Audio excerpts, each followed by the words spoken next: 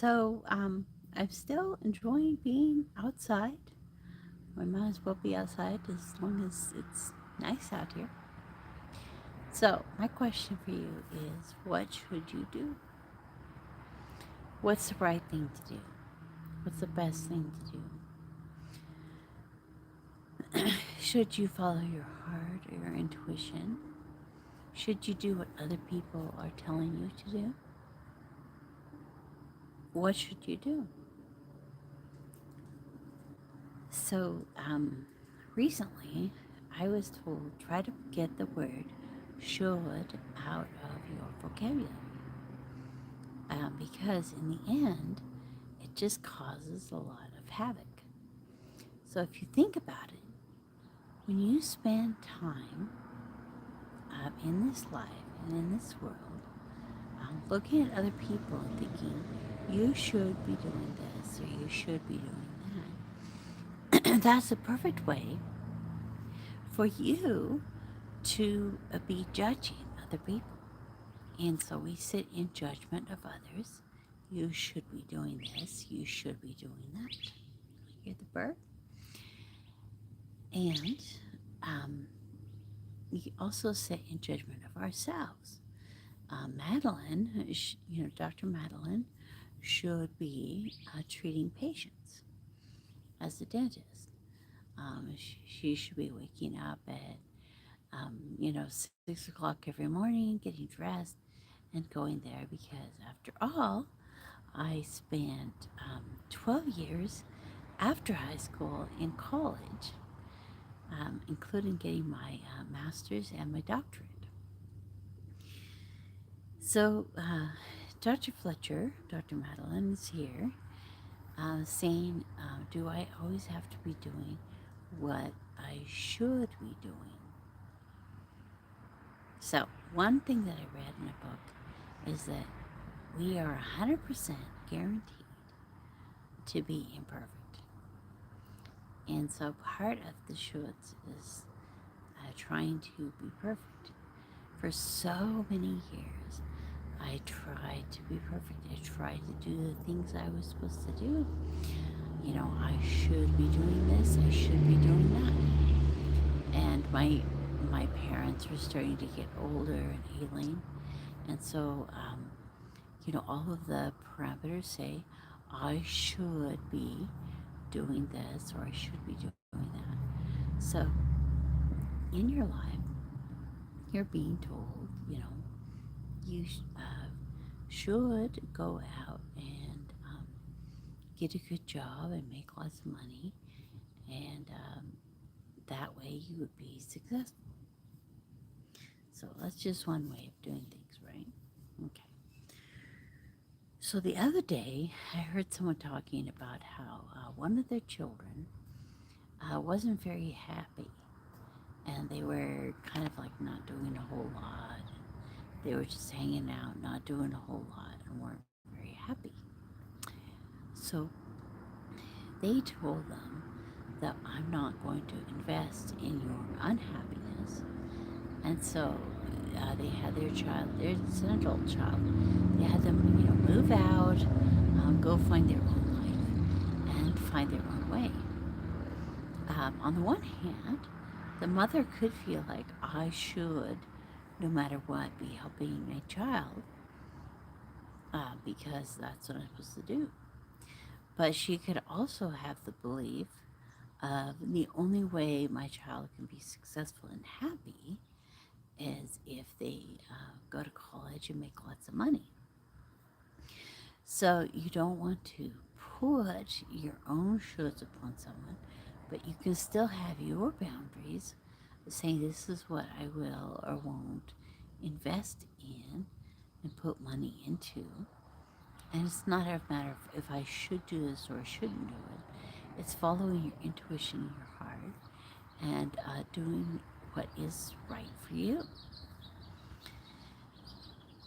So, what was right for her was asking her adult child to move out and find their own way.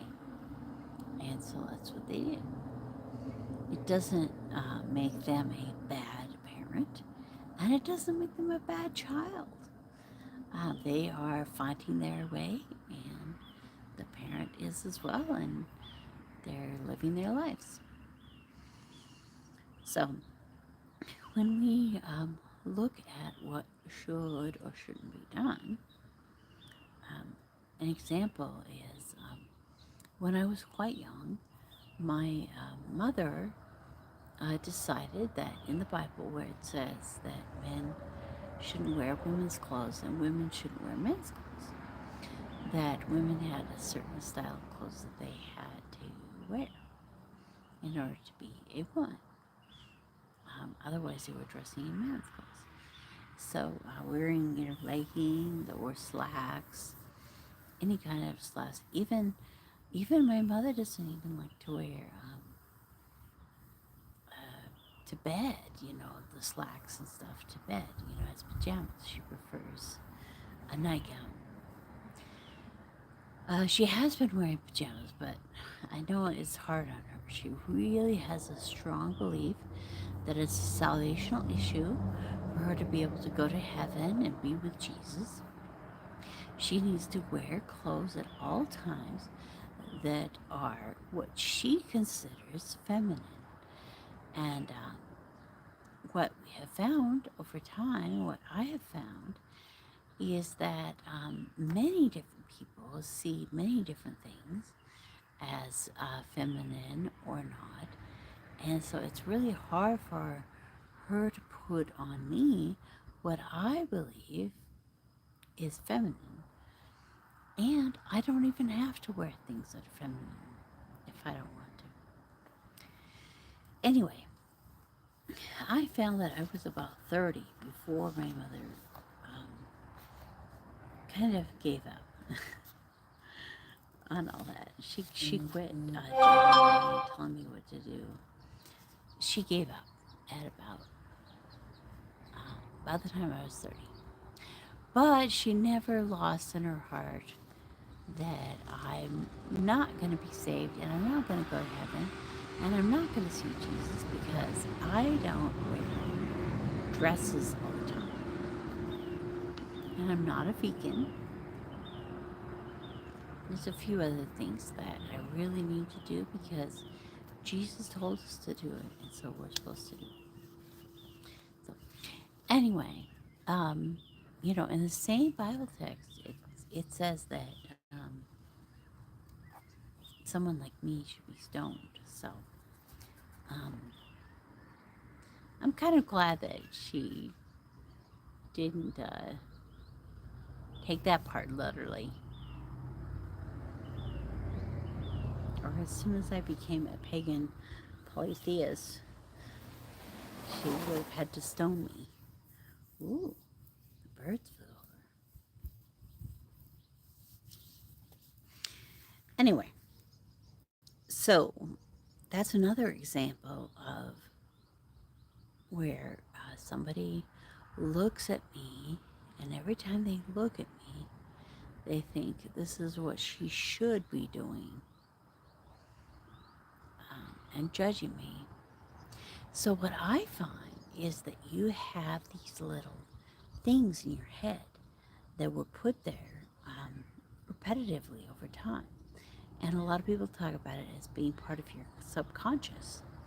So you have these beliefs that have been put in your head. So one of the beliefs that was put in my head was um, a good girl would always wear dresses and wear feminine stuff. And, a good girl would, only eat non-animal product food. A good girl would, um, do a lot of different things that are on the list. A good girl would not wear makeup. Well, I don't wear makeup because I don't care to. Oh, jewelry. So every time I see or hear jewelry, I think, you're not supposed to wear jewelry because that's what I was taught when I was a kid. And then now I love jewelry, and my boyfriend is a jewelry maker. So am I supposed to, every time I look at him, think, you're not supposed to be, you're not supposed to make or wear jewelry because it's bad. That's the way I was raised. And those are the thoughts that were put in my head. So now I'm learning to change my beliefs. So through theta energy healing, I'm able to change my beliefs. Go up to the universe and ask the creator of all that is to change my belief about jewelry to one of I love jewelry and I love wearing things that are beautiful. I love wearing things that are beautiful.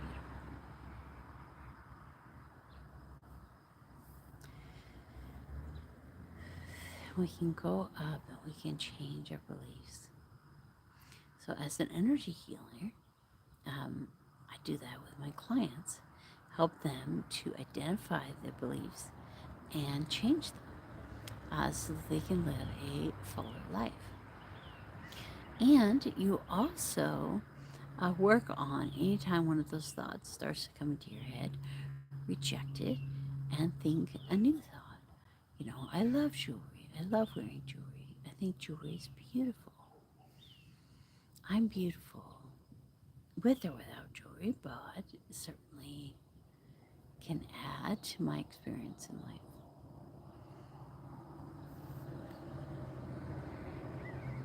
So for a long time, I was super compassionate toward my mom and dad. And when I was around them, I would wear what they wanted me to wear, eat what they wanted me to eat, and do what they wanted me to do for a long time. It probably was like 30 years, 35, I don't know.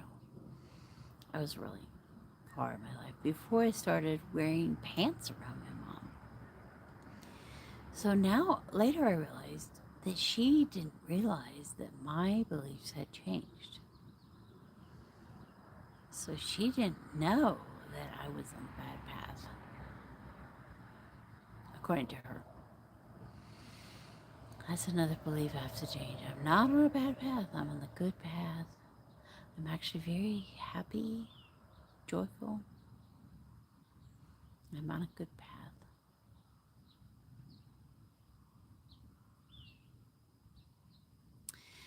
So, you know, she didn't know that I had started eating meat or that I drank alcohol. Oh, I still just think, oh, I'm a horrible person for drinking alcohol or doing anything else that might be somewhat not quite on the list. You're not supposed to eat pepper. Pepper is a stimulant. So all these little beliefs inside of me that have to be released. And so, like I said, as an energy healer, it's so great. I'm learning how to do that. And the more I release, the more I'm losing weight. I'm feeling great, really moving into my true, authentic self. So I'm really excited. So I wanted to talk about changing your beliefs and identifying those beliefs. And some of the beliefs you don't have to identify completely. You can say, you know, creator of all that is, it is requested that you remove all of my martyring beliefs. And then I think over time, I start to see those more clearly so that I can remove them from myself. It's kind of a work in progress and it's a pattern. But I think the most important thing is to understand that instantaneous healing is available to all.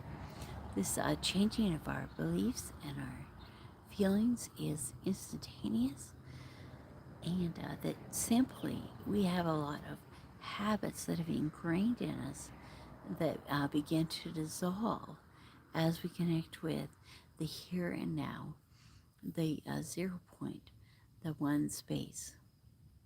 And that's so important. As we connect with the here and now, the 0 point, the one space inside ourselves, we are able to let go of all these old belief patterns, the old feelings that are no longer serving us, and for all of these to disappear and go away.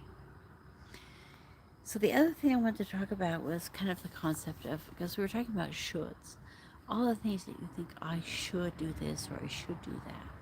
Well, one of the really cool things about coming to this earth and living a life here on this earth is that we get to be in a state of free will.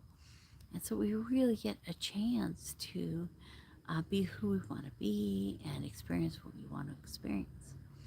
At the same time, before we came, we may have created a life purpose or a life pattern. And so I can also tell myself, well, I should be happy. I should be joyful. I should be following my purpose. And those are all ways that I can judge myself, tell myself I'm not doing good enough, or I'm not on the right path yet, or those kind of things. So even that kind of stuff, I can be judging myself on the shoulds. So as many people say, that's the word that we need to remove from our vocabulary, from our lives, is the shoulds, and to accept true love, authentic love for ourselves, authentic love for others. And so, as we move through life and we shift through life into our new things, um, that's what we can do. We can change our beliefs little by little. And the really cool thing is that there might have been times, in today even, when we've been triggered and lash out or have some kind of like frustration inside of us.